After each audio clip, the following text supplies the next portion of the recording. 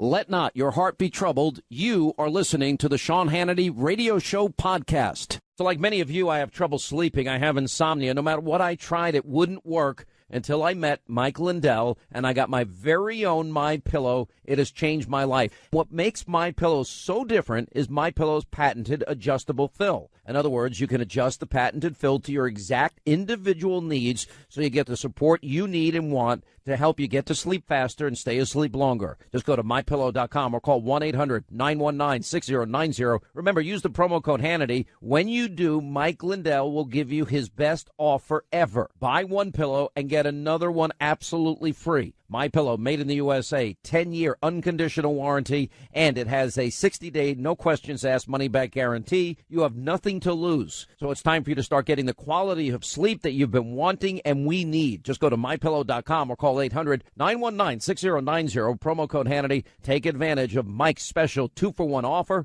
MyPillow.com, promo code Hannity. Peter Strzok is selected to be on Mueller's team after all this history, put on Mueller's team, and then he's removed for some pro-Clinton text messages. I mean, there are all kinds of people on Mueller's team who are pro-Clinton. There's been all kinds of stories. PolitiFact reported 96% of the top lawyers' contributions went to Clinton or Obama. But Peter Strzok, the guy who ran the Clinton investigation, interviewed Mills, Abedin, interviewed Secretary Clinton, changed gross negligence a crime to the term extreme carelessness, who ran the Russian investigation, who interviewed Mike Flynn, gets put on Mueller's team, and then he gets kicked off for a text message that's anti-Trump. If you kicked everybody off Mueller's team who was anti-Trump, I don't think there'd be anybody left. So here there's got to be something more here. It can't just be some text messages that show a pro-Clinton, anti-Trump bias. There's got to be something more. And I'm trying to figure out what it is. But my hunch is it has something to do with the dossier. Director, did Peter Strzok help produce and present the application to the FISA court to secure a warrant to spy on Americans associated with the Trump campaign? Congressman, I'm not prepared to discuss anything about a FISA process in this setting. We're not talking about what happened in the court. We're talking about what the FBI took to the court, the application. Did Peter Strzok, was he involved in taking that to the court? I'm not going to discuss in this setting anything to do with the FISA court applications. The Democrat National Committee and the Clinton campaign, which we now know were one and the same, paid the law firm who paid Fusion GPS, who paid Christopher Steele, who then paid Russians, to put together a report that we call a dossier full of all kinds of fake news, National Enquirer garbage.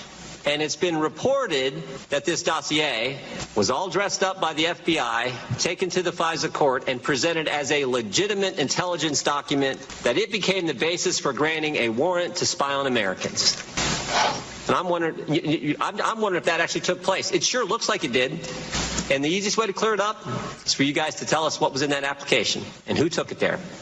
Congressman, our staffs have been having extensive interaction with both intelligence committees on our interaction with the FISA court, and I think that's the appropriate setting for those questions. Here's what I think, Director Wray. I think Peter Strzok, head of counterintelligence at the FBI, Peter Strzok, the guy who ran the Clinton investigation, did all the interviews, Peter Strzok, the guy who was running the Russian investigation at the FBI, Peter Strzok, Mr. Super Agent at the FBI, I think he's the guy who took the application to the FISA court. And if that happened, I mean, think if this happened, if you had the FBI working with a campaign, the Democrats' campaign, taking opposition research, dressing it all up and turning it into an intelligence document and taking it to the FISA court so they could spy on the other campaign, if that happened, that is as wrong as it gets. And you know what?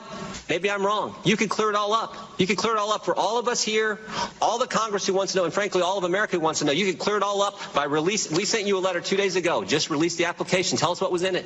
Tell us if I'm wrong. But I don't think I am. I think that's exactly what happened. And if it did, it is as wrong as it can be. And people who did that need to be held accountable.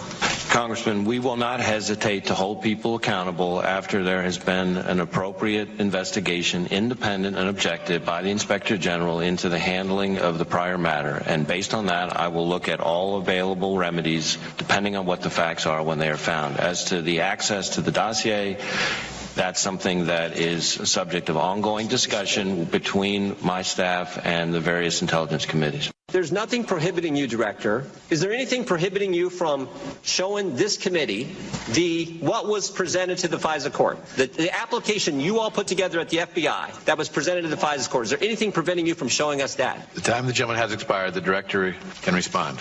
I do not believe that I can legally and appropriately share a FISA court submission with this committee. I'm talking about what the FBI put together, not what the court had, what you took there, what was the process put together, what you presented, what you took to the court. When I sign FISA applications, which I have to do almost every day of the week, they are all covered with a classified information cover. So that's part of why Director, we is would it not likely be that discussing Peter it here. Strzok? Is it likely that Peter Strzok played a part in the application presented to the FISA court? The gentleman's time has expired. However, I do want to follow up on your last response to the gentleman. This committee, the House Judiciary Committee, has primary jurisdiction over the Foreign Intelligence Surveillance Court.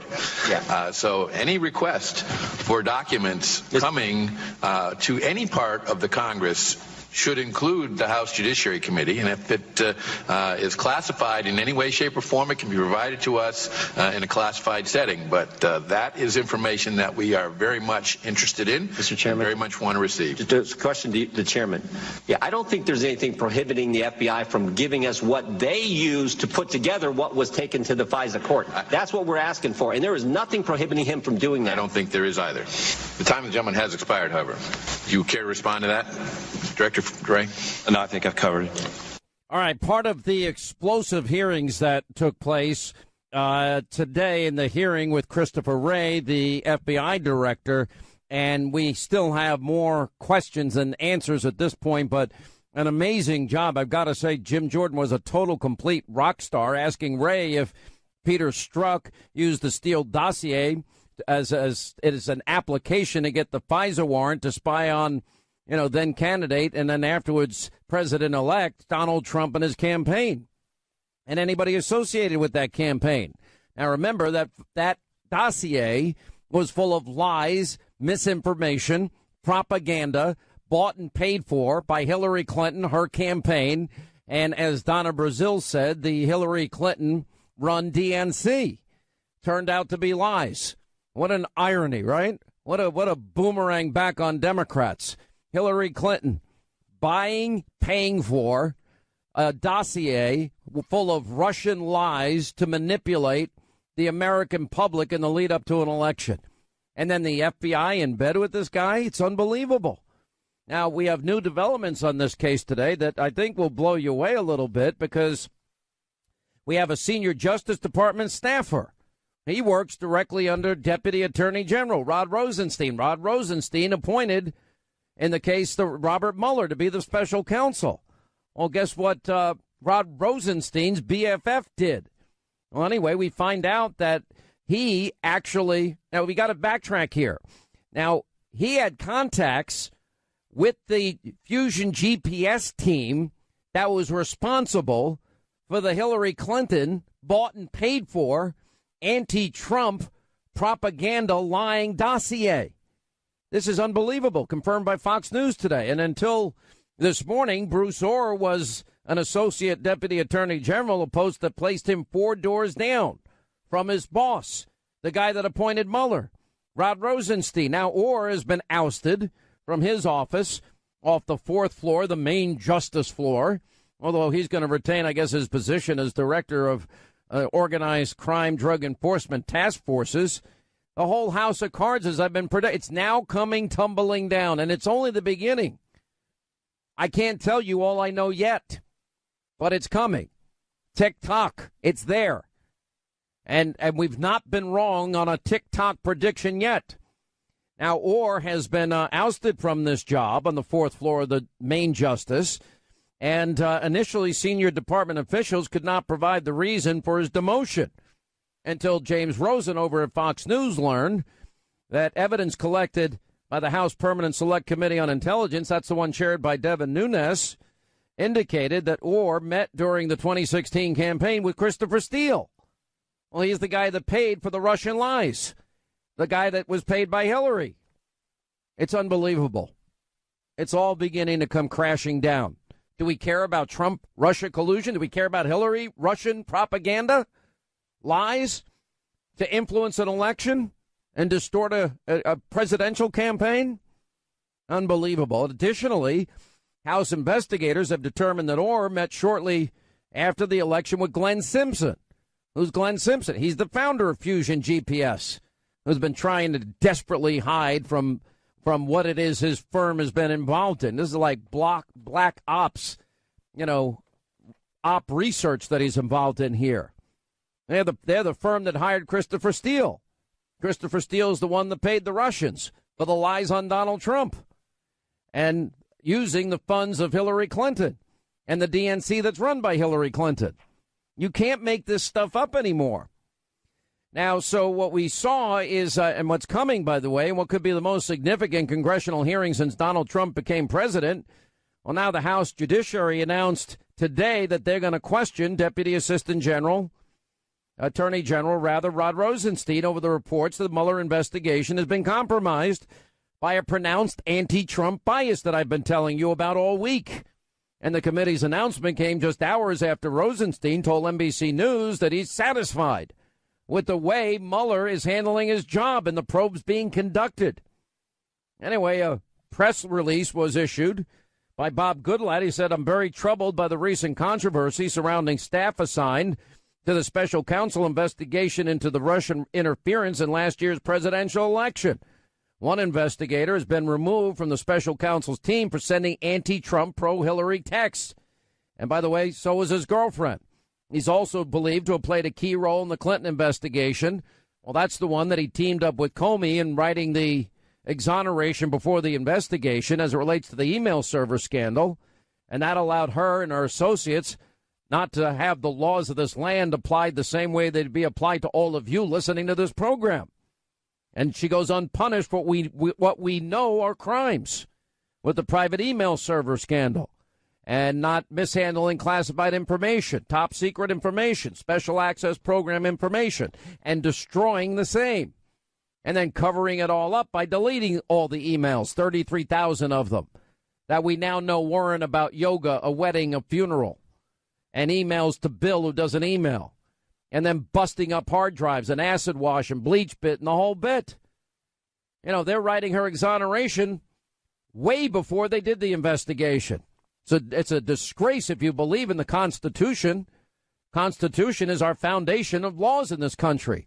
We're not going to be a nation of laws if we have a dual system of justice. One for the Clintons, one for Democrats, and one for everybody else. So next week, the House Judiciary Committee is going to ask Rod Rosenstein, the Deputy Attorney General that hired his buddy Mueller because Comey wanted it and leaked to the New York Times, all friends together. And then they hire Weissman, the most unethical person I've ever seen with the most atrocious track record of unethical behavior. They're all buddies. They're all friends. They all work together. It's a national disgrace at this point. Also, Charles Grassley is demanding that the FBI turn over all records on Trump-hating FBI agent Peter Strzok. Anyway, 800-941-SEAN is our number. You want to be a part of the program. Today was spectacular. It's everything we've been telling you and the media's been ignoring was on full display today. We'll get Ted Cruz's take at this on the bottom of the hour. We got Sarah Carter. She's been at the forefront of all of this. Remember, her first report was about surveillance warrants against a candidate and then sitting president-elect.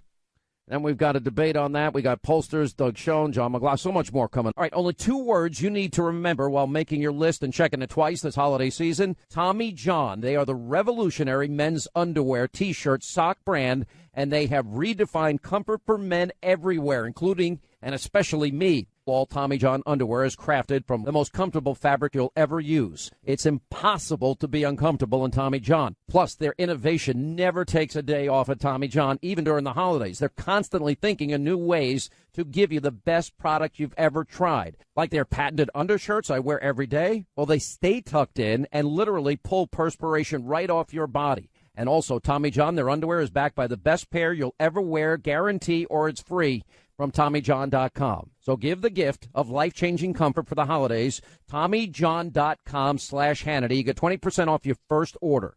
That's TommyJohn.com/Hannity. Plus, you get extra savings with exclusive holiday daily deals only at TommyJohn.com/Hannity. All right, the president, by the way, meeting with congressional leaders in the Oval Office. Let's dip in and hear a little of this. All here is a very friendly, well-unified group. It's a well-knit-together group of people, and we hope that we're going to make some great progress for our country. I think that will happen, and we appreciate it very much. And Chuck, Nancy, would you say anything? Like to say anything? Chuck? Well, we hope we can come to an agreement. Funding the government is extremely important. Helping our soldiers is very important. And helping average citizens is very important. So we're here in the spirit of let's get it done. Thank you, Mr. President, for this opportunity. We are here to make progress.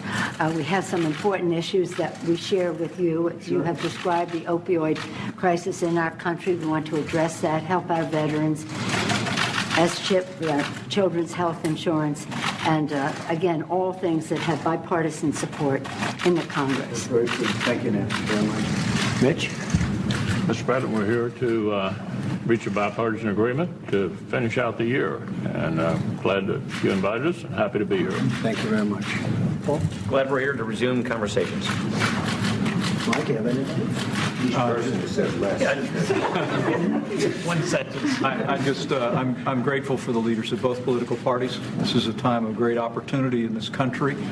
We're seeing growth at home, but we have many challenges abroad, many challenges facing the American people. And I'm more confident than ever, Mr. President, with your leadership and with the good faith of all the people in this room that before this Christmas we'll produce real results for the American people that'll make America stronger and more prosperous. Well, thank you very much. I thought that with what's going on in the world, I would bring our great military genius/person along, and maybe General Mattis could say a couple of words. It's an honor to be here with the leaders from the Hill, sir. The number one priority for our country is to make certain we protect this Constitution and our way of life, and we've had great bipartisan support. I'm confident we'll walk out of this with it. I am too. Thank you all very much. Thank you. Thank you very much. I see that Chuck and Nancy decided to show up today. Oh, so nice of them. They were so busy last week when of course they were invited to the White House so they can actually, put together a budget. By the way, the government never shuts down anyway. Just so you know, essential employees, they all stay. All the checks go out. The only one who gets off government, non-essential employees, and they always get their money back anyway. It's a ruse. It's a game that they play so often. Oh, you're going to blame you for the... We'll blame you. We'll blame you. The government never shuts down. All right. Ted Cruz, Senator Cruz from Texas. Next, Sarah Carter at the top of the hour. A lot of information coming your way. Straight ahead. All right, 25 now till the top of the hour. 800-941-SEAN. You want to be a part of the program. Interesting side note as it relates to the Al Franken, I'll resign in the next few weeks report today. It looks like, well, according to the Cook Political Report, they now changed their rating for Minnesota's Senate race to toss-up in the wake of Franken and his resignation. But you got to remember, the governor, when he resigns, is a Democrat.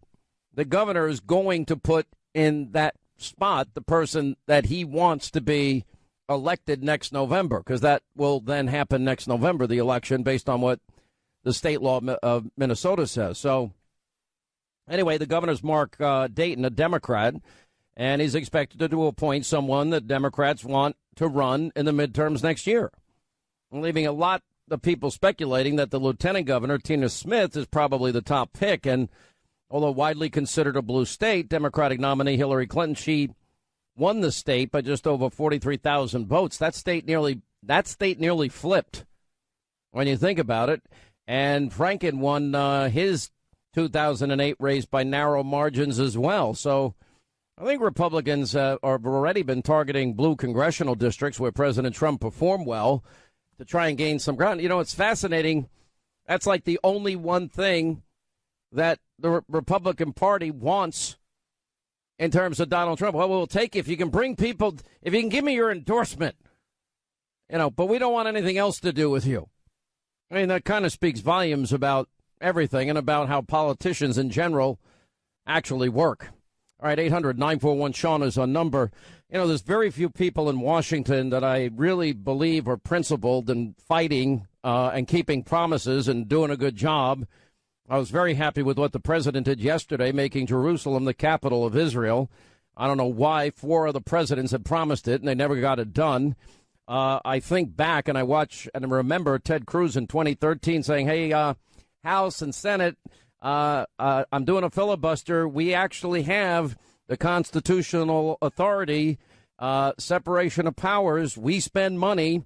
You know, no president can spend a dime without Congress, and we could defund Obamacare. And he was excoriated by his own party at the time, but he was one of the few people that stood up and actually spoke the truth and seemed willing to stand by the promise that he made for the great people of Texas. And anyway, Ted Cruz is joining us now. Senator, how are you? Long time no hear. Sean, great to be with you. It's always good to be back. You know, there's only a few people that I like in Washington that'll even come on my show now. The Freedom Caucus members, you, Rand Paul, and that's about it.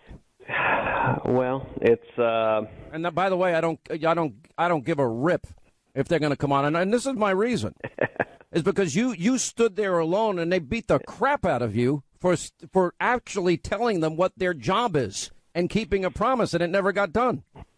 Well, I think this last election reflected a whole lot of people across this country very frustrated with Washington and frustrated with politicians who wouldn't do what they promised. And I think that should have been a wake-up call to everyone in Washington that we need to either deliver or be shown the door. And that being said, I think the vote Friday night passing tax reform out of the Senate was a big, big deal and a huge victory for the American people. I totally agree with you, especially middle-class cuts. I like the repatriation quotient involved in that, multinationals literally having the ability to bring trillions back to the country, the corporate tax, also what the president has been doing in terms of ending burdensome regulation and moving towards energy independence, all the things that you have supported. I do think they could have gone further. I do think they could have had across-the-board cuts like I know you supported and Rand supported and the Freedom Caucus supported. There's no doubt that it could have been an even bigger and bolder tax cut, and that's something I strenuously urged. That being said, there are many good elements in this tax bill. It cuts taxes on small businesses.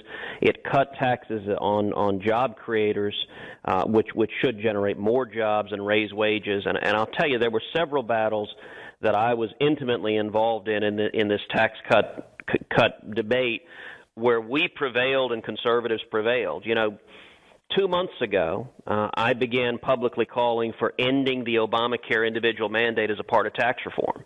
And when I was doing that, it was me and just a handful of conservatives. It was me and Rand Paul and Tom Cotton, and we didn't even, I would say, have 6 senators supporting us at the time. By the way, you can add Cotton to the list of good guys. I agree with you. Yeah.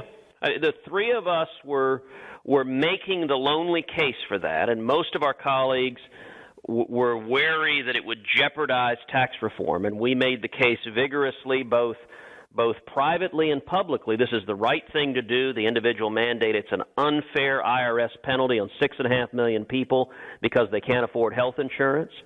And we went from virtually nobody in the conference agreeing with us to Friday night, 51 Republican senators voted to end the individual mandate, which is one of the worst parts of Obamacare, and to use the $338 billion that saves to lower individual rates, to lower marginal rates all across the board, and to double the child tax credit from $1,000 per child to $2,000 per child. That was a big, big conservative victory, and 2 months ago, nobody thought we could get it done. You know, you did something. I honestly, I should have talked about it because I knew about it, but it escaped my mind with everything going on with Mueller and this witch hunt as far as I'm concerned. But you were able to actually offer an amendment on Friday to make what's known as 529 education savings accounts, which are just phenomenal. And these accounts up until now have been used exclusively only for college tuition expenses. But your amendment, which got stuck at 50-50, it literally now allows and expands the use of $529 for 2 additional purposes. tuition for students in K-12 private and parochial schools, and also costs related to homeschooling, and that's up to $10,000 per child, and it can be distributed for those purposes. That's a big deal, and Vice President Pence, came in to save the day and break the tie. Sean, that's exactly right. This is the most significant school choice federal legislation that has ever passed. And it takes 529s. 529s are incredibly popular. Millions of Americans use them, where you can save in a tax-advantaged way to pay for your kids or your grandkids' college tuition. And this expands 529, so you can still use them for college, but now you can use them for K through 12, for public school, for private school, for parochial school, for religious school, for tutoring, for therapy with kids with disabilities. It puts parents and grandparents in charge, $10,000 per child per year, and it passed, as you noted, 50-50. In fact, there was some real drama on the floor. I'll tell you an inside story you'll enjoy. So we're sitting there past midnight. We begin voting. We lose one Republican, and then we lose a second Republican. Susan Collins, Lisa Murkowski both vote now. Yeah, shocking. Oh, I'm sorry. Go ahead. At that point, the floor staff picks up the phone and calls the vice president, says, Mr. Vice President, looks like we may have a tie vote. We need you to come down. He was up at his residence. So he gets in the car, starts taking the motorcade down to Capitol Hill. Then Joe Manchin, Democrat from West Virginia, comes down and votes yes. And there's an audible gasp in the well of the Senate. Good for him. When that happens, the floor staff picks up the phone, calls the vice president, says, Mr. Vice President, we just got Manchin. It looks like we don't need you after all. You can head on home. So the motorcade turns around, starts heading back. Then Manchin goes back to his desk, and he's surrounded by Democrats. They descend on him like a horde of locusts and just begin beating the living daylights out of him, yelling at him. And 5 minutes later, Manchin sheepishly walks down. Changes his vote to no. Man. And so the floor staff calls the vice president a third time, says, I'm sorry, Mr. Vice President, we do need you. So they turn the motorcade around yet again.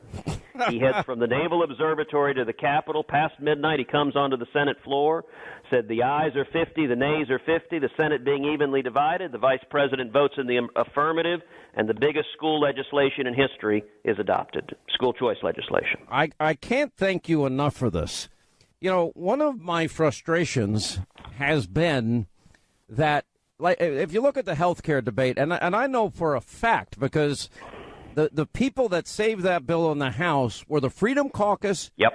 And you worked hand in hand with House members. And by the way, as a general rule, senators think they're so snobby that they can't even talk to House members half the time. And that's true. Yeah. And you are intimately involved, helping them, people like Mark Meadows and Jim Jordan, every step of the way.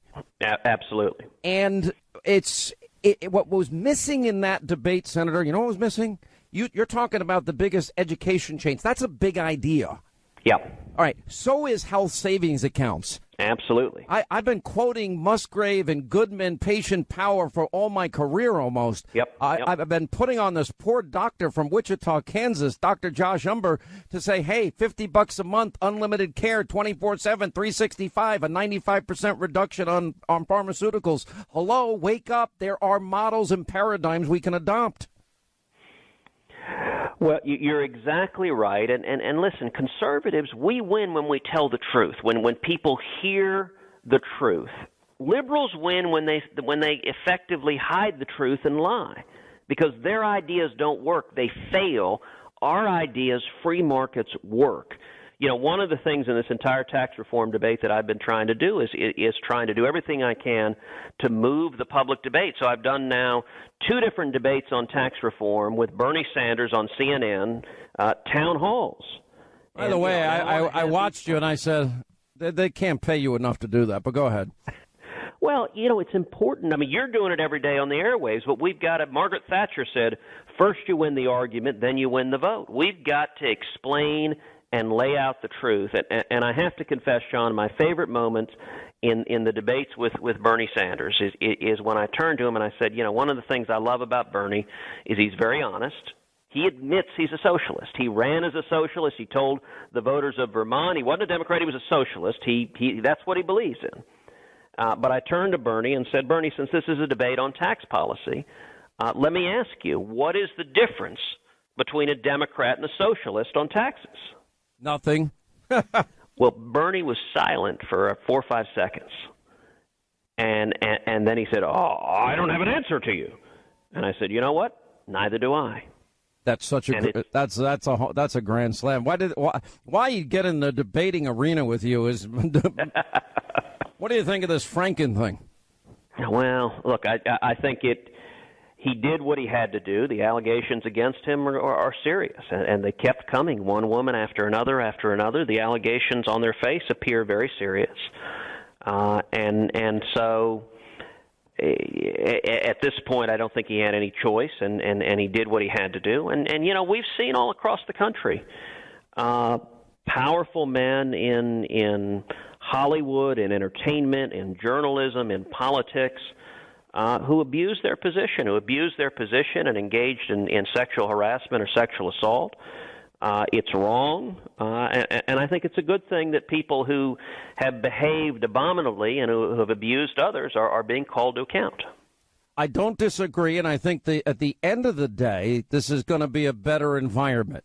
I think that, because of the courage of many, there's going to be a change. At least I hope and pray, for crying out loud. I'm so sick of reading this crap. The next thing, though, what do you do? Like in the case of John Conyers, he denies it. And what do you do when we don't know the answer right away? Look, it could be a complicated question to assess. Not every allegation is true. I spent a lot of years in law enforcement. You see true allegations and false allegations, and people are entitled to a presumption of innocence. With someone like Conyers, you had multiple former staffers who weren't coming forward anonymously. They had their names. They were making very serious, very specific, very credible accusations that I think led to his resignation. And you've got to assess with Franken. I think it was up to 7 different accusers, and are all of their accusations true? I don't know, but you've got to do your best. Well, we also had the picture of him with Leanne Tweeden, and the picture with him and Arianna Huffington, and the picture with him and Joy Behar. And because of politics, Joy Behar and Arianna said, "Oh, it's okay," but you know what? The pictures kind of speak loudly, don't they? There's no doubt the photographs played a significant part, and yesterday you saw Senate Democrats, one after the other, calling on him to resign. I think that was what accelerated this decision, but it seemed to be on an inevitable path. And we obviously have allegations. What every reporter immediately wants to say is, what about Roy Moore? I mean, that's what they stop you in the hall with. And my approach to that, look, with Al Franken, what I believed at the time is if the allegations are true, he should resign, and now he has resigned. With Roy Moore, what I said at the time, if the allegations are true, he should drop out and give Alabama voters the choice of a strong conservative. But if they're not true, he should vigorously and aggressively defend himself. Don't leave it in this limbo of not being sure. And this is now a question that the voters of Alabama are going to have to decide. I was surprised because he had denied knowing this woman, and the yearbook shows up. Yeah. I was a little surprised forensics wasn't used.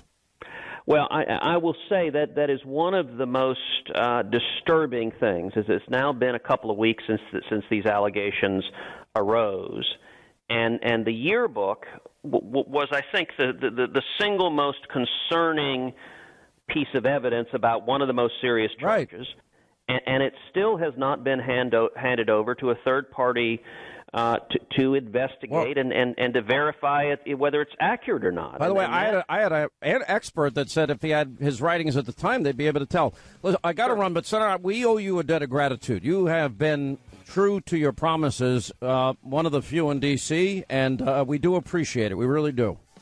Well, thank you, Sean. We've got an historic opportunity right now, and we got to step up and deliver. And Agreed. I think we're going to get this tax cut passed. I think we're going to get it passed by the end of the year, and that's a big, big deal in terms of honoring our promise to the people. Senator Ted Cruz, Texas. Thank you, sir. 800-941-SEAN will continue. We will not hesitate to hold people accountable after there has been an appropriate investigation, independent and objective, by the Inspector General into the handling of the prior matter. And based on that, I will look at all available remedies, depending on what the facts are when they are found. As to the access to the dossier, that's something that is a subject of ongoing discussion between my staff and the various intelligence committees. There's nothing prohibiting you, Director. Is there anything prohibiting you from showing this committee what was presented to the FISA court? The application you all put together at the FBI that was presented to the FISA court. Is there anything preventing you from showing us that? The time the gentleman has expired. The Director can respond. I do not believe that I can legally and appropriately share a FISA court submission with this committee. I'm talking about what the FBI put together, not what the court had. What you took there. What was the process put together? What you presented. What you took to the court. When I sign FISA applications, which I have to do almost every day of the week, they are all covered with a classified information cover. So that's part of why Director, we is it likely that Peter Strzok played a part in the application presented to the FISA court? The gentleman's time has expired. However, I do want to follow up on your last response to the gentleman. This committee, the House Judiciary Committee, has primary jurisdiction over the Foreign Intelligence Surveillance Court.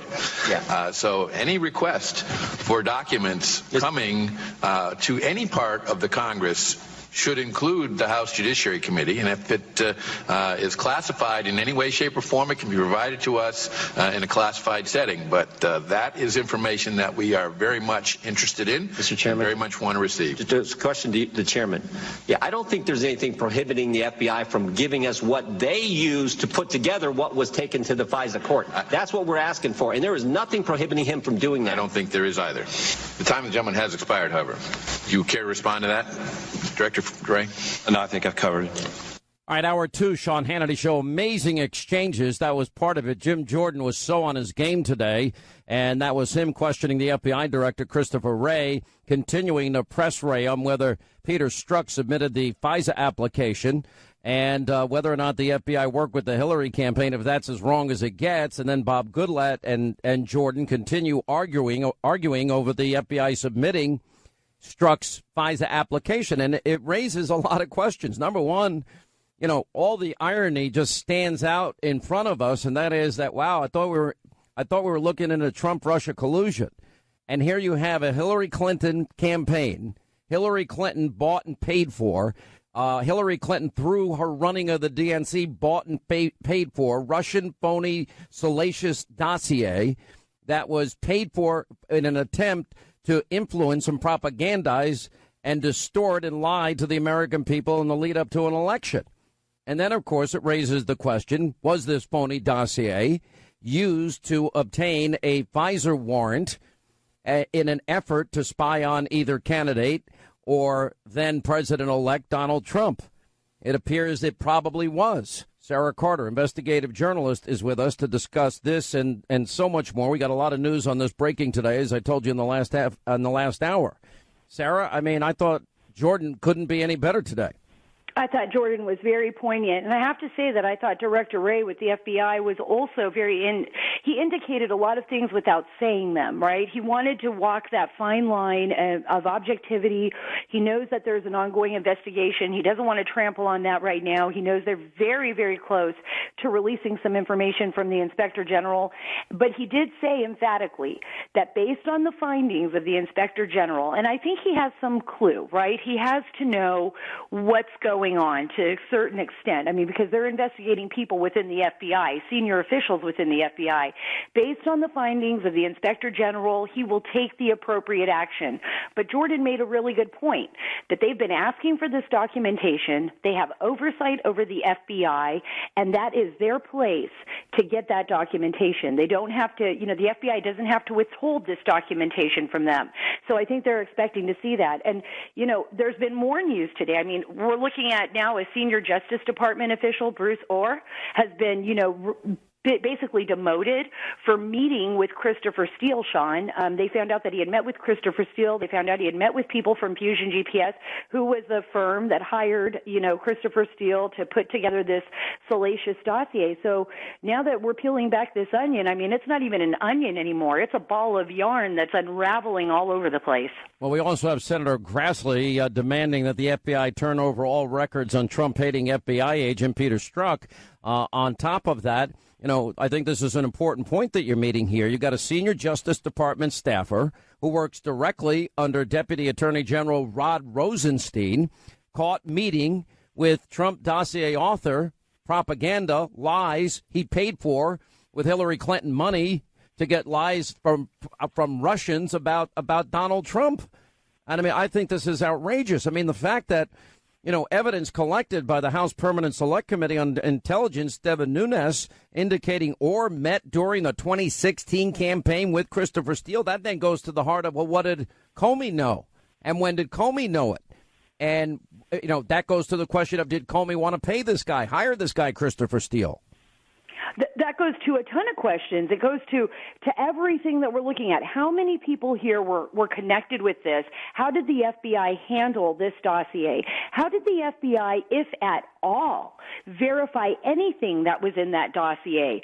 Who did Christopher Steele share the dossier with beyond the FBI, beyond the people at Fusion GPS? We know for certain that Christopher Steele did share that dossier with MI6, with GHCQ. So, I mean, these are the big questions here. And did the FBI, by any chance, use our foreign partners in Great Britain to gather any evidence against the president? Was it the same evidence against persons associated with the Trump campaign or then President Trump himself?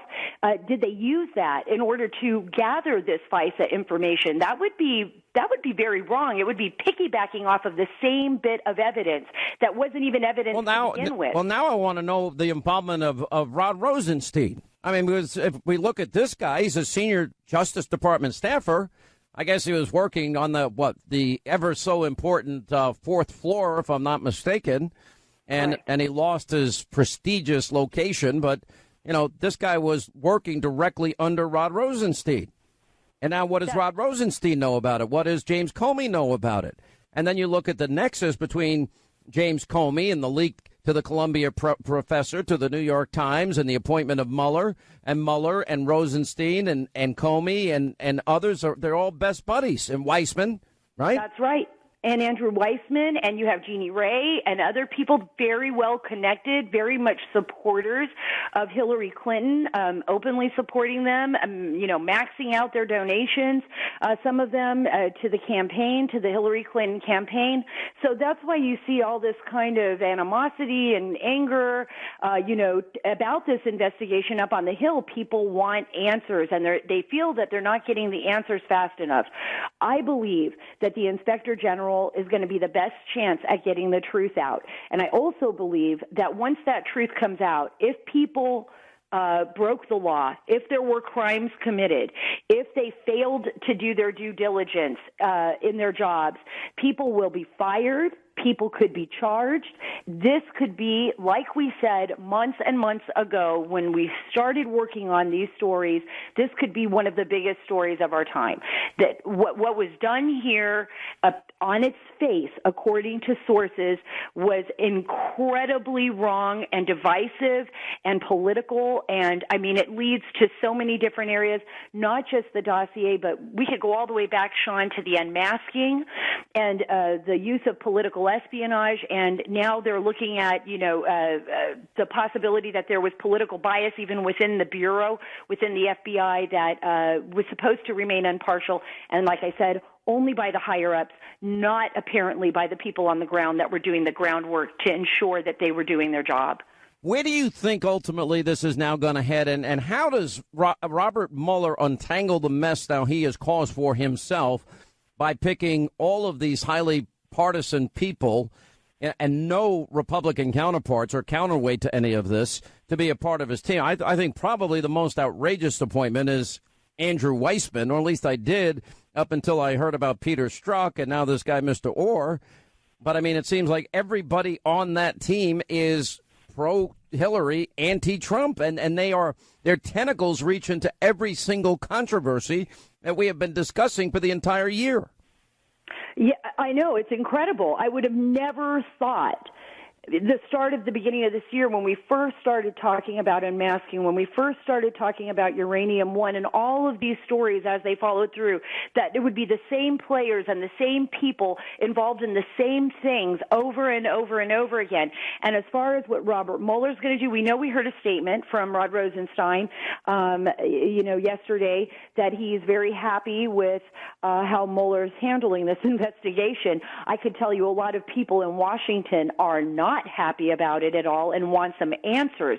So where it goes from here, I don't know. Do we have a special counsel, as people say, investigating the special counsel? Is it going to go that far? Or will we have information come out based on the Department of Justice investigation into the leaks, whether the Department of Justice Inspector General's investigation, that's really going to answer a lot of our questions and basically wrap this special counsel up? We'll take a break. We'll come back more with investigative reporter Sarah Carter. When we come back, I'll ask her, does she believe this phony Hillary Clinton bought and paid for dossier literally went to Fusion GPS? Was it used as the Pfizer surveillance, the predicate to get that Pfizer surveillance warrant? All right, as we continue, investigative reporter Sarah Carter is with us. All right, now that we know Hillary bought and paid for, both with her campaign and her running of the DNC, as per Donna Brazil, this Russian dossier, Christopher Steele, was the first report, if I'm not mistaken, or one of the first reports you did,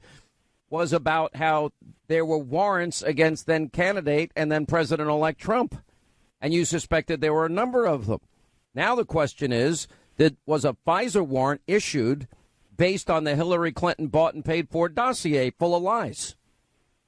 Well, we certainly know right now those are the questions that a lot of people want answered. I did speak to sources inside the Department of Justice that said that they had answered some of those questions already to members of the House Intelligence Committee who've been asking for months, by the way, for those answers. There is a belief among the sources that I've spoken with, it's not 100% confirmed yet, that yes, the dossier was used as part of that FISA warrant.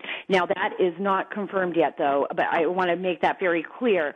They haven't announced it yet, but there is a belief among sources that I've spoken to that it was.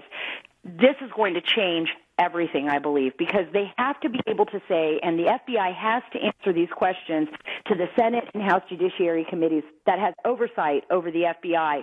How did they use this if they did, as part of their FISA warrant to basically listen in, obtain emails on members of the Trump campaign, on Trump himself? Were they able to ever prove that anything in that dossier was a fact? And if that dossier was bought and paid for, Sean, which we know now by Hillary Clinton. We know it was. Yeah, we know it was, and it was used to pay, actually that money was used by Christopher Steele to pay FSB agents and former KGB agents of the Russian spy agency. How can you trust anything that was in that dossier? Look, all Russia wanted to do was sow chaos, and it appears that the media, and, you like to say the word mainstream media. People say that the mainstream media, even members of on Capitol Hill, very political, very partisan, have basically done the Russians' bidding. I got a question. Where is, now I keep hearing from my sources, and I know you have better sources than I do, but I keep hearing the Department of Justice is doing their job. If everyone would just, everything's happening, everything's on the table, everything's being investigated, but we don't see any of it. I mean, there's never been a case where there's not some leaking, that something is happening that I can think of. And I'm not sure. And Rosenstein now, he's up to his eyeballs in this, and he appointed the special counsel. He said that in fact, Mueller's doing a great job. I frankly, where is the Attorney General? I have also been talking to sources over and over again about what's going on. Where is the Attorney General? Believe it or not, I was speaking to a group of women yesterday. Their main question was, where is the Attorney General? Where is Jeff Sessions? The sources that I've been speaking to say that the Justice Department is doing their due diligence. They're doing their work. They have 27 leak investigations. We will be hearing something shortly. That is what I have been told. Now, I, like you, want to wait and see if that's true. But I have been told within the next 48 hours that there is a good chance we will be getting some information about what's been going on into these investigations, not just the leak investigations, but within the FBI and how things were being handled. Now, I'm hoping that we will get that information and it will be made public, and we'll have to wait and see on that. But I think it's very important. We've written these stories in the past. You know, there's been information out there. I've published a story on James Baker, who's a general counsel of the FBI, and how he was under investigation for leaks. Well, I keep hearing stories about him and McCabe and a shakeup at the FBI, and there was no indication at the hearing today. But I wish we had more time. Sarah Carter, investigative reporter, you have been amazing. It's been incredible work that has gone on all year, and you continue. And this story is, I think it's a house of cards, and I think it's going to take one big, draft of wind, and the whole thing's going to come tumbling down. I believe that. It doesn't get better when you see clear impairments. I don't know. Is that a tooth problem? Is that something else? Presidents every year typically go to the Bethesda Naval Hospital for a checkup. This president, to my knowledge, is departing that tradition. We don't have updates on his health. We don't know what's going on. But this is a legitimate issue, worthy of consideration. This is the man who commands America's nuclear arsenal. And that video, that speech, that impairment is chilling. One thing I will point out is only 2 weeks ago, I think, in that same room, the diplomatic reception room, where he had that moment where he had to reach for the water because he had such dry mouth. As I watched him perform there, maybe he's under I think stress. his mouth was dry and he didn't want to reach for the water and have another water moment. So that's one explanation. That's right. There is that. And that was noticeable on that clip that we just showed. But when you consider his age, his physical condition, he does not look in great physical shape and hasn't for some time. The anxiety, the worry, the burden of knowing that Bob Mueller and the special prosecutor is out there investigating nearly every aspect of his life and his family's financial life. And, the fact that, he doesn't really know the mechanics, the nuts and bolts of what he's talking about a lot of times. It's scary. And you just sit there and you're like, okay, that's not the same person that I knew, and I'm not going to judge them but the country for what they're doing. Unfortunately, in the case of my mother, I could move that to the side at the beginning, and I'm totally fine with it. In this case, Donald Trump has control of nuclear weapons. And listen, if we can't talk about this now and trying to be as careful as we can, I don't know when we can talk about it. And it's not just about this speech, it's about so many things that have happened. And even as I said, at the beginning of the speech, I looked at Mika, I said, look at him. He's just not the same person. Welcome to the monkey. Welcome to the monkey. Welcome to the monkey. You can't even make these ironies up. That is a typical day on the Morning Joe show. That is a typical day. And he is so unhinged, and everybody around him is so unhinged. It's such an irony. The irony is simple. There was no Trump-Russia collusion. We've been investigating it for a year. But we do know that we have Hillary Clinton, DNC, Russia collusion, because they bought and paid for a phony Russian propaganda dossier that was meant to lie and propagandize the American people. We want to talk about health issues. I was excoriated for daring to look at Hillary Clinton collapse into the arms of Secret Service agents and have one coughing fit after another. It is so personal for liberal Dr. Joe and his bride-to-be and their entire team over there at Conspiracy Theory TV. It is so personal. They cannot stand. And this goes for a lot of these never-Trumpers. Well, he really needed water, but he was afraid to take a drink. It's like CNN. It looks like Donald Trump's face in the ear of a dog. I'm not making this up. This is CNN. It is like, he wants 2 scoops of ice cream and everyone else gets 1. There is a collective destroy Trump media meltdown breakdown. Everything they have tried to do has been to take down this president, and they're not succeeding. The whole Mueller investigation is collapsing before our eyes. And what looks like is going to happen is going to be the biggest boomerang, as I have been predicting now for some time, against the Democrats. They don't go into the unethical appointments, tactics, appointees of Robert Mueller, Trump-hating, Hillary-loving individual. They don't care about all they care about is a personal vendetta with Donald Trump. They don't care about the Supreme Court appointment he made. They don't care about the burdensome regulations that are gone. They don't care about him keeping his promise. 4 other presidents wouldn't keep their promise. How shocking. He must be unstable because he actually kept his promise on moving Jerusalem, to being the capital of Israel.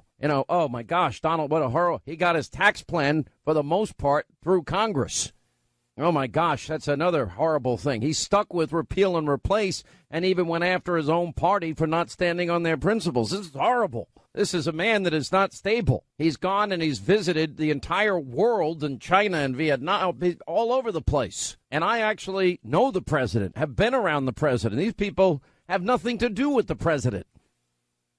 Anyway, 800-941-SEAN, our toll-free telephone number if you want to be a part of this extravaganza. Joining us now, John McLaughlin, pollster, founder of McLaughlin & Associates, Doug Schoen, political author, commentator, Fox News analyst, and thank you both for being with us. How are you?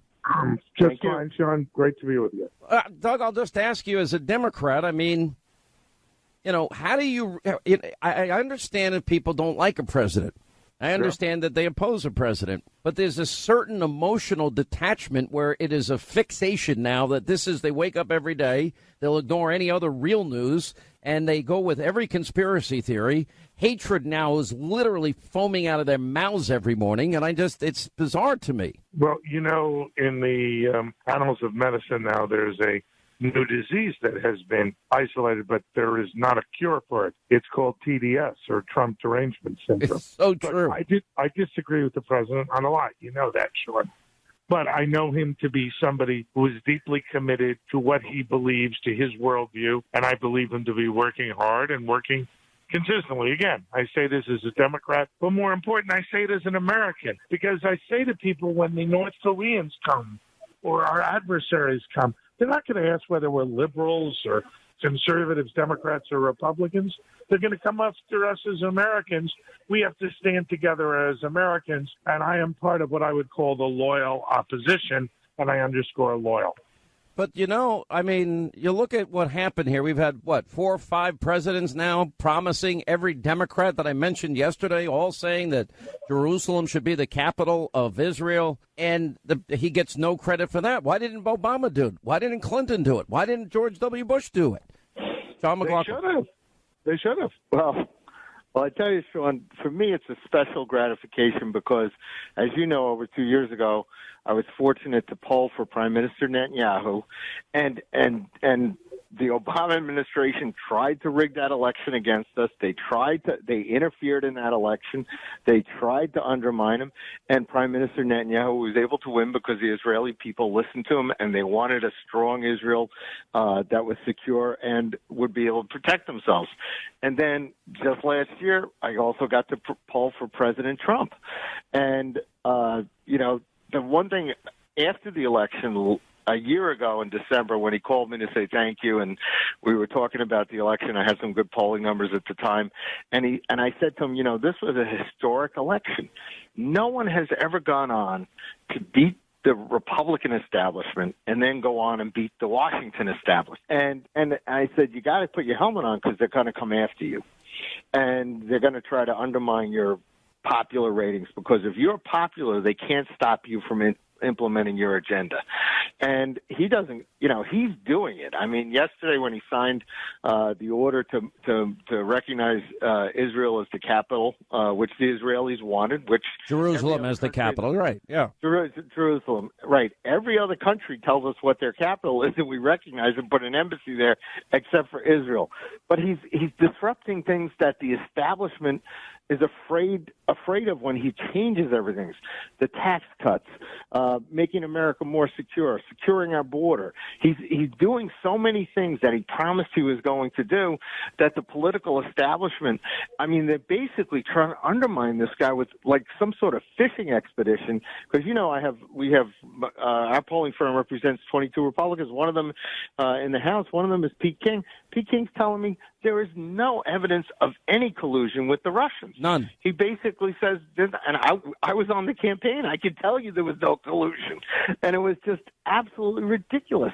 But they're looking for something to get rid of him because he's making so many changes and he's really straightening out the country, and he's doing it in spite of the Washington establishment, and they're just apoplectic. They don't know what to do. Saturday, I saw him speak at Cipriani's. The president spoke for an hour, totally at a fundraiser, totally lucid, intelligent, the person you and I know, whether it's in person or in front of a crowd. By the way, I have had days where I am exhausted, and I've done shows, and you get a little lazy in your speech. It's not the result of anything except, no sleep. I mean, it's just a fact. I always will say that my New York accent is a lot thicker when I'm tired. It's just a fact. We all get tired. You have lived in campaigns. I don't sleep a lot to begin with. I've had nights I sleep 1 or 2 hours, and then I got a full load the next day. And you know what? I may not be as energetic that day as I was the day before. Yeah, and I'm sure Doug can attest to the fact that President Clinton used to keep him up all night, going over polls. I mean, President Trump is tireless. And the guy, and he works. He's unbelievable. He's an unbelievable worker, and the guy is brilliant.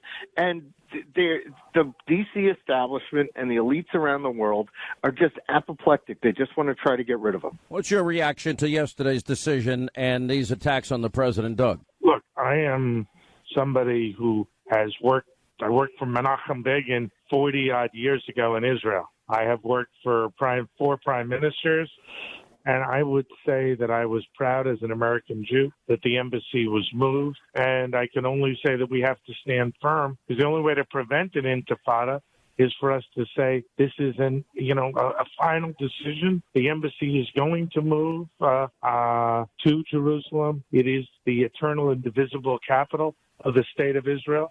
And I was proud as a Jew, proud as an American. I was proud as an American. As a Democrat. And it speaks volumes about what he accomplished and what others didn't. All right, moving on. Now that we find out, we have a really good insight into the team that Mueller has put together.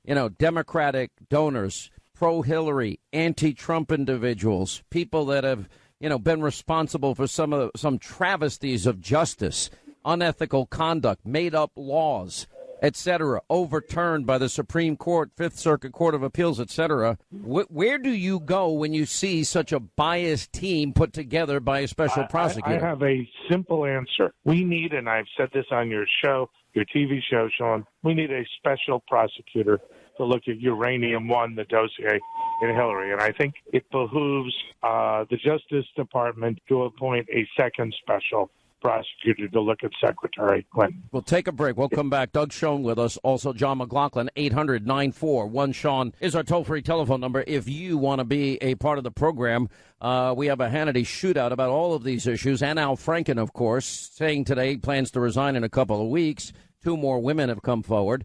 And we'll get to all of that and much more right here. And your calls, 800-941-SEAN.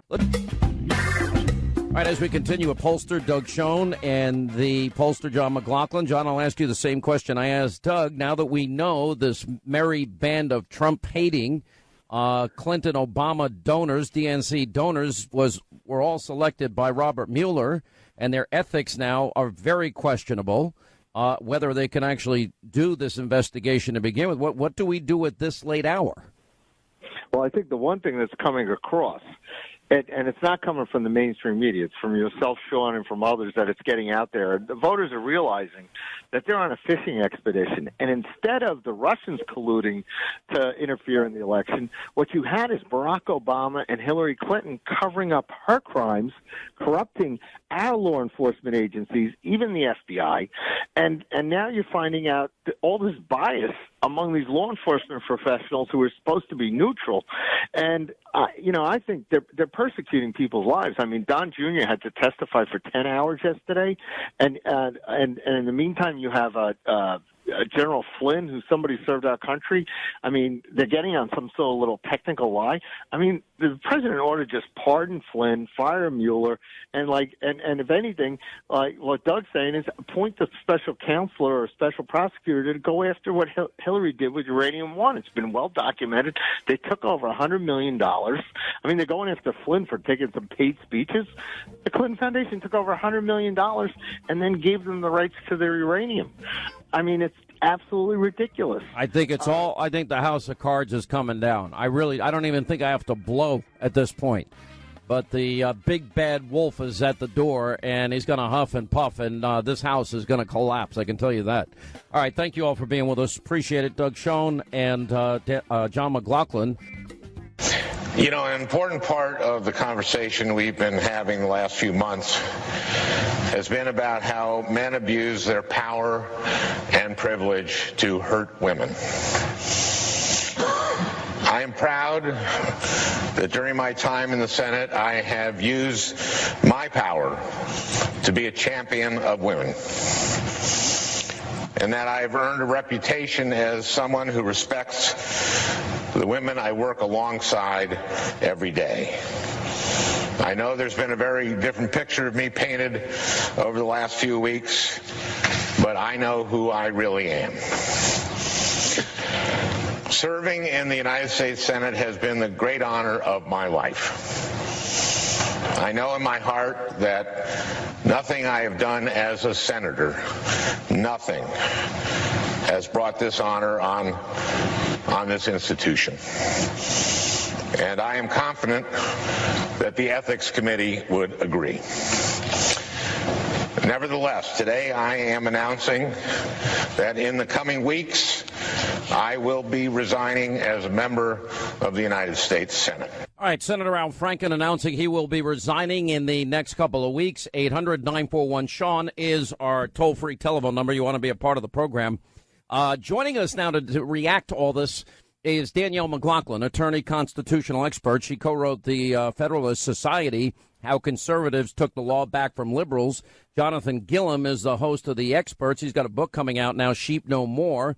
Radio, television talk show host and longtime colleague of mine, Steve Malzberg, is with us. Welcome, all of you. Thanks for being here. My pleasure, Sean. Thanks for having us. Danielle, I can't take any of this seriously from the Democratic Party. And I'm going to tell you why. Up to and including all through the election, up until at least November 8th of 2016, you had a party for 30 years that defended the indefensible, and they defended the Clintons, and they went to war against any woman that dared to tell the truth about what a predator Bill Clinton was. Now, do I believe people can have a change of heart, people can mature? I don't think that's what's going on here. I see this as political expediency. This is an opportunity for the Democratic Party to rebrand, if you will. Tell me where I'm wrong.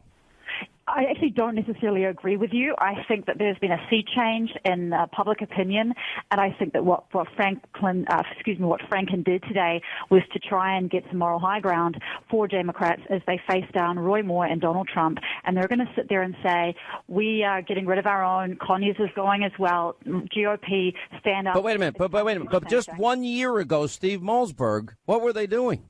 They were defending Hillary Clinton. She was a part of the smearing and slandering of women, going back to Jennifer Flowers, for crying out loud. Absolutely, and celebrating Bill Clinton. And if Hillary Clinton were in the White House, and you said this, Sean, none of this would be happening. I think that's pretty obvious. And what they did today, and I love this, I'll retire, I'm resigning in a few weeks. when I feel like it, which is bizarre to me. But nonetheless, this is all orchestrated. It all started yesterday. They made a conscious effort. We're all going to come down on Frank, and he has to go so that we could go after Moore and then eventually go after Trump. That's what it's all about. And how convenient Jonathan Gilliam is it that, he'll be replaced by a Democratic governor in the state. They're not losing the seat. They're not putting that seat at risk. Yeah, see, I don't agree with when somebody steps down or gets ousted. I think they should have another election in their state right then. I don't agree with the way that works, but I'll tell you this, Sean, and I know everybody would agree with me on this. Whether or not to get rid of Al Franken and Conyers, what we need to know is who has been taking part in this slush fund to pay for these sexual allegations and to pay people off. If we really want a clean house, we need to know who's on that list. Why are we, the taxpayers, footing the bill for their settlements? Danielle, I've got to believe you agree with that. If they want to pay money, let it come out of their pockets. I couldn't agree more. I think that there is a real problem with the process within the Congress to resolve these complaints, not least because it is completely non-transparent. It's completely opaque. The American public don't know what's going on, who said what, who did what, who's accused of what, and then taxpayers pay for it. And I think that's one thing that we can certainly agree on. Going back to your point about the Clintons, I'm a Clinton supporter. I'm a Hillary Clinton supporter. I still, to this day, believe she's done an enormous amount for women and girls across the country and around the world.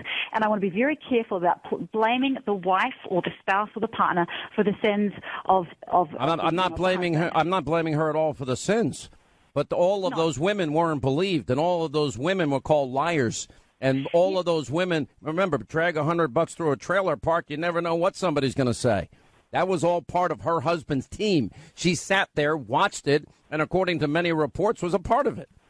That happened to most women at that time. I think there's a reason why. So you're making an excuse, even up to and including last year. And I think you have people like Kirsten Gillibrand coming out and saying, we need to look back, this is wrong. This was 30 years ago, and the president was impeached. And I know it's nice to talk about Clinton because he's... No. This is 2016, Steve Malzberg. I'm not talking about 30 years ago. I'm saying it's been a 30-year process of doing this. Absolutely, and portraying, with all due respect, Danielle, portraying Hillary Clinton as the poor wife, and you can't blame the poor woman for the sins of the husband. Of course you can, if he's having affairs or even if he's committing sexual assault. But she organized. She was in charge of trashing the accusers. She didn't sit idly by, as she did and allow it to happen over and over, reportedly. But she trashed these women. And by the way, Time Magazine should have put Paula Jones and Juanita Broderick and Kathleen Willey and the rest of them on that cover with the other women because they are the pioneers in what's happening now.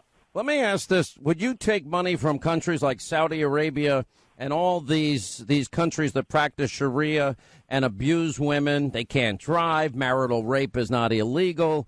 Women can't travel alone. They can't leave the house in some cases. Gays and lesbians are killed. Christians and Jews are persecuted. If those countries offered money for your foundation, would you take it, Danielle? Personally, no, but you know who also took it? Bush 1, Bush 2, and even Ivanka Trump with this new program that she has for women entrepreneurs around the world. So you wouldn't take any money, which is my point, because they took millions and millions and millions of dollars. Now, here's the difference. She ran for president. I've never heard her criticize those countries. Did they buy her silence? No, I don't think so at all. This is a woman who went to China a decade ago and said women's rights are human rights. This is a woman who she came. Did she ever criticize the countries? Can you find criticisms of the countries she took money from that abuse women? Off the top of my head, no, but I do not have any doubt. I've looked. I haven't been able to find it. For women. What do you think, Jonathan? Well, I think not only should they not be taking money from these countries, if the State Department wants to be useful, they should be utilizing the State Department to make statements against these countries and to where we actually cut off certain ties with them until they get, on board with the way the rest of the world is changing. But here's the thing, Sean. I can guarantee you if Hillary Clinton had been elected, the possibility is that the same people complaining would have come out and the same allegations would be spiraling out of control now. However, the way this would have been looked at by the Democratic Party would have been much different because they could coordinate any type of illusion that they wanted if Hillary Clinton had been in office. And I can guarantee you the outcome would have been that the Democrats are great and the Republicans are evil, and it just would have turned into rather than let's fix this problem and get rid of these dirty people up there in Washington D.C., it would have just turned into let's make the Democrats look bad and the Republicans, or the Democrats look good and the Republicans look bad. Let me ask this question, and I want everybody's opinion. Now that we know that James Comey and people that work for him and this guy Peter Strzok, now that we know that they were writing an exoneration of Hillary before they ever completed the investigation, would you like to see the email server investigation reopened, Danielle? No, I don't think it's necessary. I think what is happening with Comey and his people is basically what Clinton effectively did with Ken Starr back in the 90s when he was being investigated. And it is, if you're worried about an investigation, you besmirch the people who are doing it. And that's what's happening with Comey. That's what's happening with Mueller. I think there are concerns about internal text messages between a couple of the FBI agents. But you know what? Mueller, as soon as he knew about this, he got rid of that guy. And I think that's very important and actually speaks to the credibility of the investigation rather than a problem. Steve Malzberg, I find this pretty amazing that you write an exoneration long before you ever even interview the main participants on an issue that we know where crimes were committed as it relates to the email server scandal. That doesn't sound like equal justice under the law to me.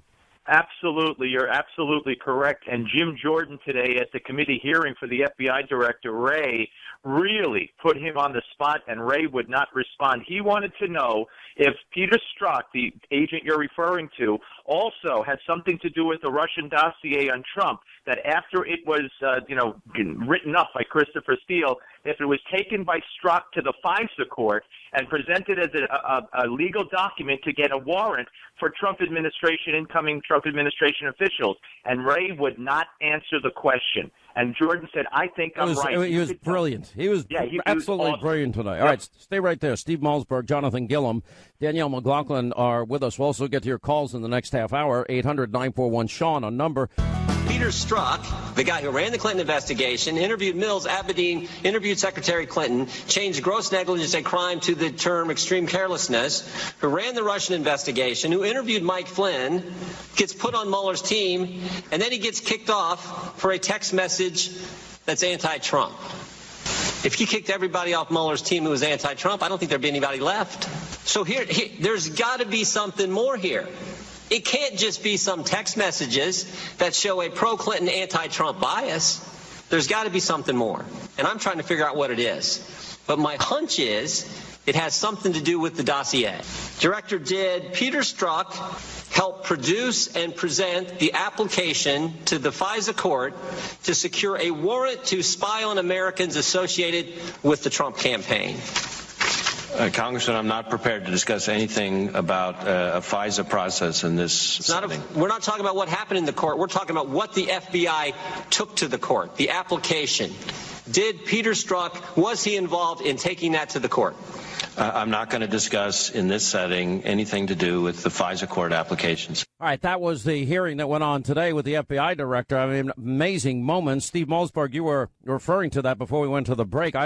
Everything that a few of us that are conservatives have been saying now for quite a while. Absolutely. And it's not only Peter Strzok, Sean, and you got James Rosen reporting today at Fox that a senior Justice Department official, Bruce Orr, Associate Deputy Attorney General, like the fourth guy in the Justice Department, has been demoted because he met with Christopher Steele, who wrote the Trump dossier during the campaign, and then after the election, he met with Fusion GPS officials. So he's been demoted. And then you got the guy, Andrew Weissman, who we found out the other day, thanks to Judicial Watch, that he was praising the acting Attorney General, Sally Yates, when she disobeyed Trump's order on the travel ban. And I got a question for everybody. Sean, where is Jeff Sessions? Good question. Where is he? It's a great question. If anyone finds him, please let us know. Danielle McLaughlin, I would think that if you have people that are, now that we know that Hillary Clinton through the DNC that she was controlling, according to Donna Brazil, is buying and bought and paid for Russian propaganda to influence the American voters before the election. And then, you have all of these details emerging that people within the FBI are pro-Hillary Clinton and anti-Trump that are involved in all of these investigations. I would think as an attorney that would bother you to the point where you would think that's not equal justice under the law. Well, a couple of things, Sean. Number one, the opposition research that Clinton did is not that different from any other opposition research that any political entity or operative does. Number two, the Steele memo, very clear in reporting from The Guardian, explained that Steele did not pay a single one of his sources. So the smearing of Steele is political in nature. He did not pay his sources. He used sources that he'd developed in Russia over a 30-year period or so.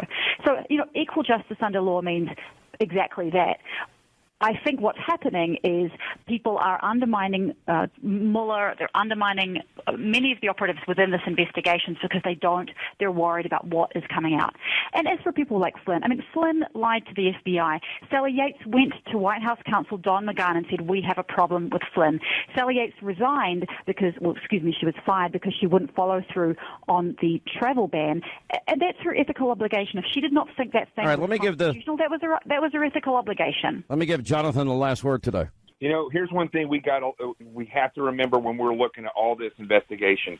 First and foremost, all these people were handpicked. And I love Steve, but you got to use a different word. It's not demoted. They were removed. And if you look at it, you look at the fact that these people were handpicked, how they think, what their ideologies are. When they get caught because something comes out in the open, they get removed. And in the case of the guy who has these text messages with another FBI attorney that he was sleeping with, he was not demoted, fired. He was removed from the investigation. And guess where he was put? It's a lateral promotion to the Deputy Assistant Director of Human Resources. So he's going to be now over charge of the people who actually go out and look and judge people who do the exact same thing. I got to run. Jonathan, always good to see you. Steve, thank you for being with us. Danielle, always a pleasure. 800-941-SEAN, toll-free telephone number. We hit the phones when we get back. We have an amazing show tonight at 9. We'll give you the details straight ahead. Hi, 25 till the top. Why are you annoying me and distracting me before I come on the air? It's too fun not to. It's just so fun. Your New York accent is getting thicker by the hour. I mean, maybe. Well, I definitely put it on for effect because I know how much it irritates you. You do not put it on for effect. I sure do. No, because when I'm angry, it comes out. When I'm tired, it comes out. How about every time you talk, it comes out? That happens too. Yeah, that happens too.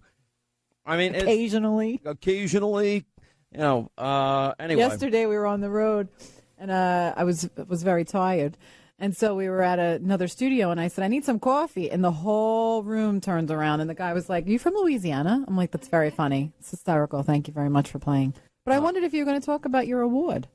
Well, no, because I accepted the award on behalf, and this is Ginny Thomas. There was so many great people in that room. I can't, there were so many people that were being honored. I just happened to be one of them. And I thought it was an amazing event, and I said I'm only accepting this because I don't want awards. The awards don't mean a whole lot to me, and it does. In other words, I don't want to be, as I said to the crowd, this is for every irredeemable, deplorable friend of ours and all of you in this room that cling to your God, your guns, and your religion. And that, to which you got rounding applause. Okay, and then I said, we have to be honest about this. We're all spokes in a wheel, and the wheel is to defend the country, to defend liberty, to defend our Constitution, to fight for our kids and our grandkids and our way of life and future generations, and fight against now what is an absolute madness that has taken over in the country, and that the rule of law is literally hanging by a thread by more corruption than I've ever seen in my life. So I take it seriously, and I was very honored, but I honestly believe what I say. If you have a wheel and you have one spoke, your wheel's going to collapse. You need every spoke in the wheel. And you're a spoke. And Sunshine, your girlfriend over there, your sisterhood over there, she's a spoke, as Jason is, as everybody, we all are. I don't know about Ethan sometimes, but I mean mostly. What, me? Oh, just kidding. Ethan is the most important spoke in the wheel. All right, there you go. All right, let's go to Donna is in Maryland. Donna, hi, how are you? Glad you called, and thanks for being with us. Hey, Donna, how are you? Congratulations. What's going on? Yes, I'm I'm here. Thank you so much. Congrats on your Impact Award. That is tremendous. And I heard it from another fave talk show host this morning who announced it, and it made me very happy for you. I got to say, with respect to the Mueller situation, the fake special counsel and the fake dossier and the fake news, I think this is going to have a boomerang effect and against the left and all their shenanigans.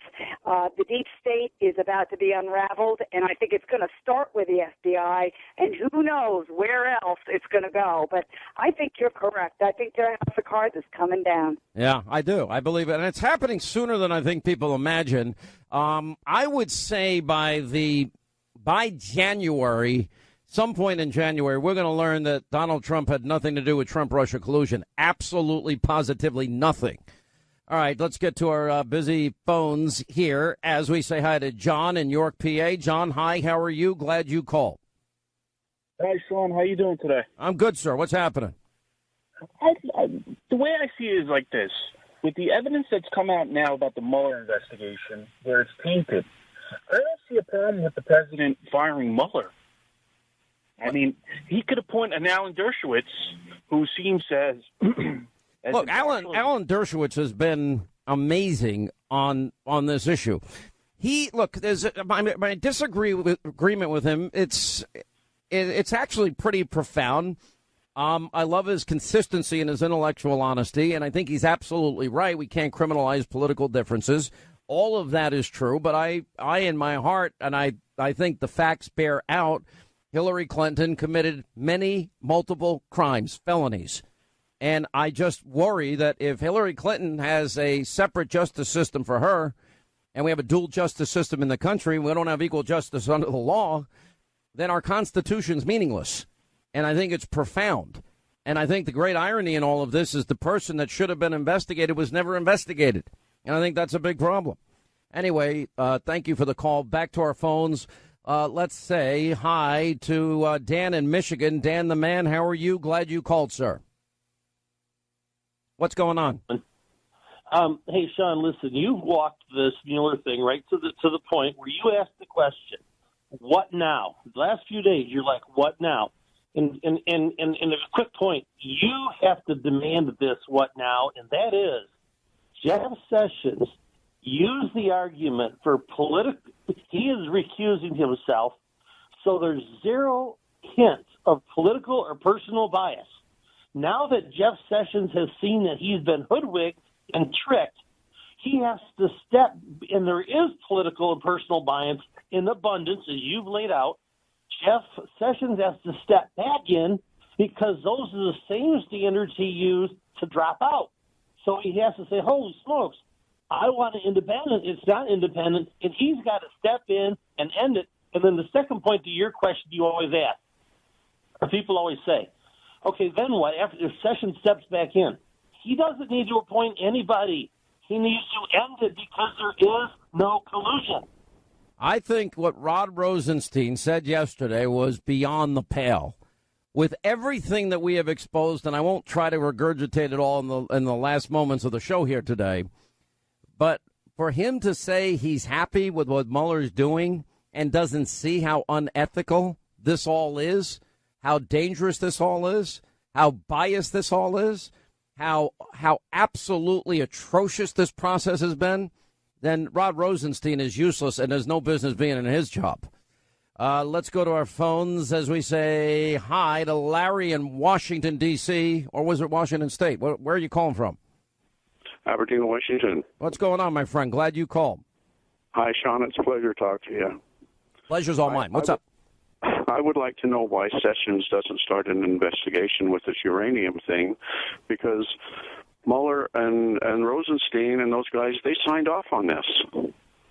Well, I agree with you. I mean, Jeff, listen, I keep hearing and all my sources and all the people I talk to and people that I know that are actively investigating it, and I keep hearing the same thing. Well, the Justice Department will tell you, don't make assumptions that nothing is going on because they really are understanding that there's a lot at stake and a lot of legal issues in play. Yeah, because I think if they did it, it would stop that whole investigation. Yeah.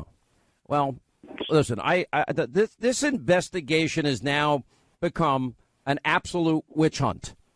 There's there's not equal justice under the law. And it's been politicized. And we're criminalizing political differences. Call it anything you want, but this is get Trump at any cost. And the deep state, as I have said for the longest time, is actively, daily undermining this president. The Democrats are actively undermining the president. There are Republicans doing the same. There are the media doing the same. You watch the Never Trumpers on Liberal Morning Joe. It's the same thing. It is almost like a mass hysteria has taken over the country. Yeah, I know it. Scary. It's a scary time. Scary time. That's why listen, we're working hard every day and night to get this information to you because we know you're not going to get it elsewhere. And there's so much of it. And that's why I'm trying every night and day as hard as I can to break it down in ways that are totally, completely understandable so that people get it. All right, back to our phones as we say hi to Robert in Boca Raton in Florida. Robert, hi, how are you? Glad you called. Yes, I'm glad to talk to you. We need to have the Attorney General, Jeff Sessions, reengage. He now has the evidence that Mueller and his crew is corrupt. He needs to dismiss him, replace him. Absolutely.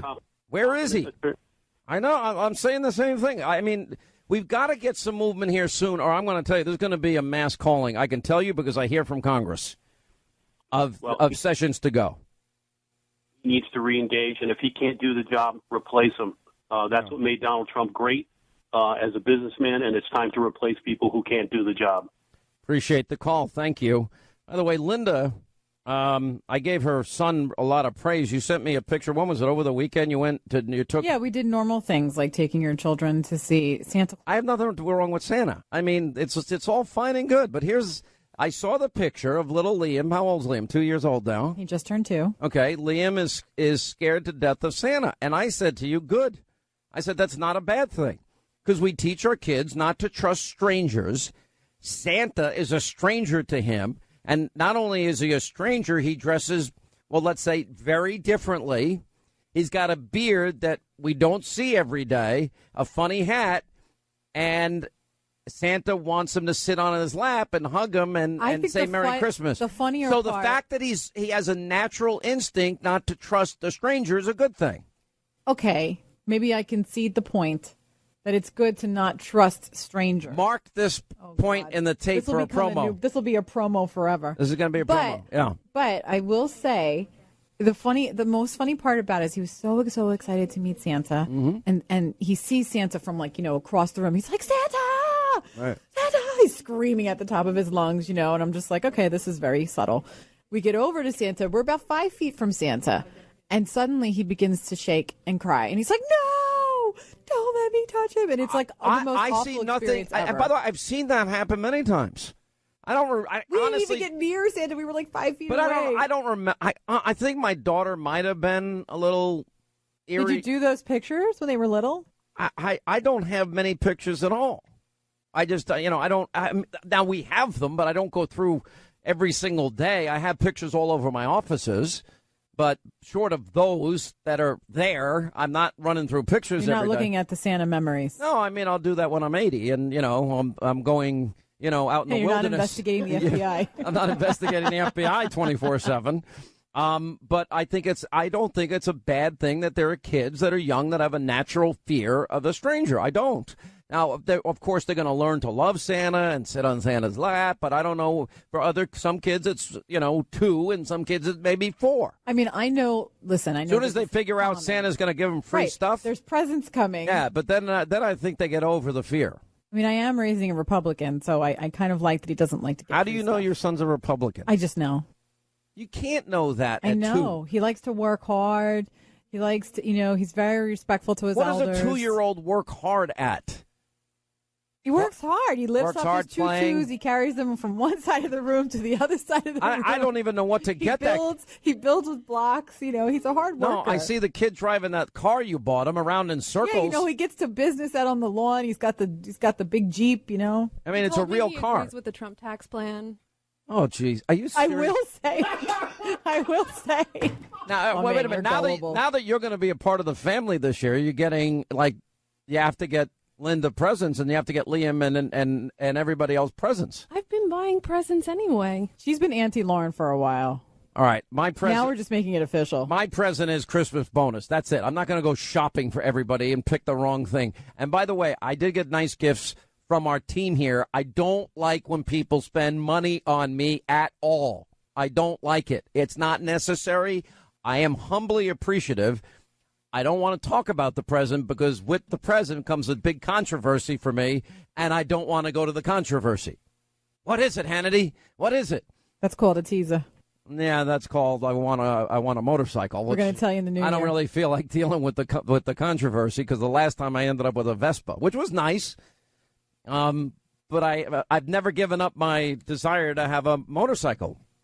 You know, I shouldn't say it. There's a friend of somebody that's very famous that I know that lives nearby me, and he's big in motorcycles. Listen, motorcycles are fun, and if you know how to ride them and you're safe, I know how to ride them. It's safe. Wrong. I'd only go. I'm not taking this. You're not freewheeling down the highway. You're just going out for a Sunday drive. That's basically all I'd want to do. That's it. You know? All right, that's going to wrap things up for today. We got an incredible Hannity tonight, 9 Eastern. We have a corrupt media we'll be investigating. Also, we've got new developments investigating the team that Mueller has put together, Trump haters, Hillary lovers. Does that sound like equal justice under the law to you? Newt Gingrich, Kellyanne Conway, much more. Sarah Carter tonight, Hannity. 9 Eastern, set your DVR to the Fox News Channel. I promise you won't be disappointed. See you tonight at 9. Back here tomorrow. Wow, it's Friday tomorrow.